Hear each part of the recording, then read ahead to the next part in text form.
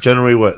Like I January said, 16. like I said in the beginning of, this can't become a promotion show. Not to turn it off. Who cares about Hawaii? Just promote New York. Just New York. Don't worry about Hawaii. Aloha, New York. Yeah, Let's worry about New York. This Saturday, Don't worry about Hawaii and this guy and Brad. Now they're at home going, what the fuck is going on there? But it's really crazy. Now that we were here, fundraiser. We were here for the fucking regular weed, for the first boom, and it was very interesting. And now where it's become. And even with this fucking Colorado thing, like now I said, when I go to Colorado, I don't even bother going to the fucking weed stores because I bring my own shit. But wow, that's the first time I got killed at one of these fucking things this morning. I was wrong. It's 15%. Well, where in Vegas? In Nevada. But I thought it was more. But no, it can't be 100. How are you gonna go spend $100 on weed and $100 in taxes? Charge me double. You got to be a fucking moron to even walk in there. You really got to be a fucking tourist to walk in there and want to do something like that. That just sounds. And that's what they're guiding it for. Listen, California is pointing that to just like Colorado. Listen, they're gonna do the same thing. And guess what? If you think Colorado was fucking you, California's gonna bang you up the ass twice. They don't give a fuck. It's tough to get that license, and it's tough to do all this shit. They're making these girls 6 in the fucking morning to 10 o'clock at night. Mm-hmm. Is that necessary? Is that fucking necessary? Even I don't need a weed store open at fucking 6. Even me, I don't need a weed store open at 6. I'm all right. I always have a little something for the mouse in the morning. You know what I'm saying? If you ain't got something for the mouse in the morning, you ain't fucking real. Jesus. Now, when are you planning on shooting another special, Felipe? My deal with HBO is 2 years, so probably in 2 years. So you'll shoot one in 2 more years? Yes. Hopefully it'll be with HBO, or I'll get a better deal with somebody, or hopefully HBO. And I want to host a stand-up show where I could showcase comedians. Like kind of like when like Gabriel had Stand-Up Revolution. So I want to do a show like that. Hopefully. Something original. Original. Yeah. Yeah. The fuck out of here. You want to do a show bringing up fucking other bit? Yeah, I'm going to do a show bringing up other comics. Well, what can you do?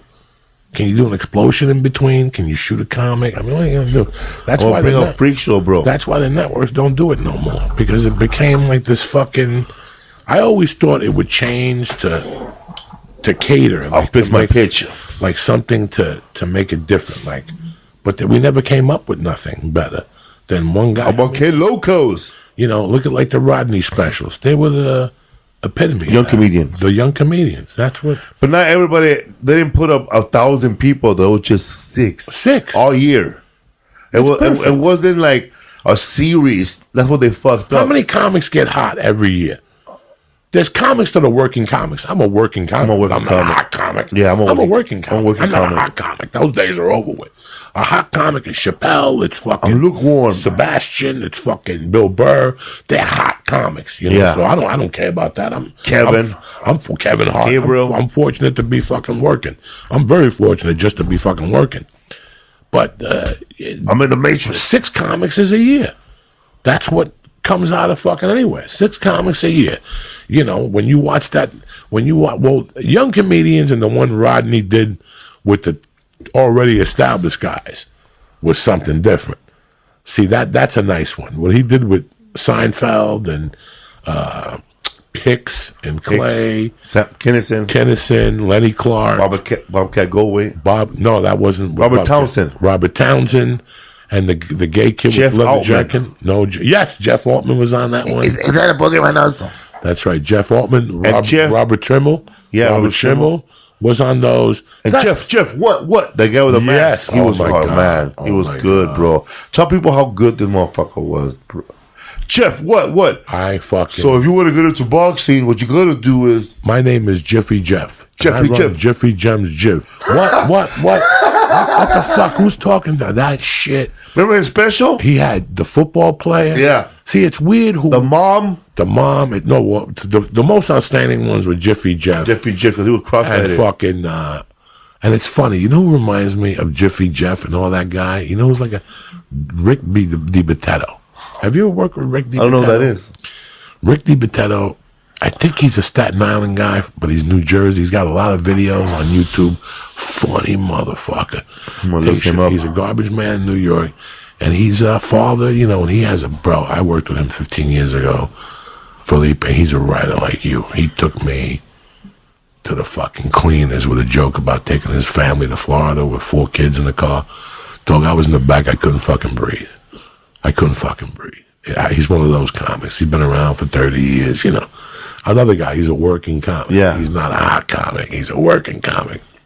It's weird, like, like the comedians, like, you've never seen this guy in a podcast. You know, he don't do too many podcasts. This guy hardly has an email or Yahoo or any, not even an AOL account, nothing. But they're hilarious. They're hilarious. Dude, what are you doing? You know, like I work with a guy named Chuck Bartel. You know, he opened up for me, and I found out he had opened up for Nick Swartzen and Tom Papa. I couldn't find his phone number. I saw him at the Comedy Magic once, and I called the Laugh Factory. Tom Papa called him. I called him. Him and we did a bunch of shows together in Ventura, Chicago. Now he's gone again. I can't find him. But this guy's hilarious, bro. He has a joke where he says that they say that sometimes fireworks, gunshots sound like fireworks. So last year, during 4th of July, my neighbor killed and shot his whole family. And I'm outside my house with a hot dog singing, God Bless America. Dude, but this guy's dark. And he's pretty funny, man. But, you know, he's one of those guys. He's just a working comic. Chuck Bartel. Here's the problem that you have, Felipe. See, when I got into comedy to hide. Like, I got into comedy to be like an outlaw comic. Like, I was just going to do comedy from town to town, do drugs, sleep, and that's it. That was it. I didn't want much. I didn't want a web page. It's and I've said this 1,000 times, I really don't like when people develop in LA because it puts too much unnecessary stress on you. Do you have a headshot? Do you have a website? Send me a package. You have a manager. You want to be, I want to be on Chelsea. Well, how many followers you got? You just fucking started comedy.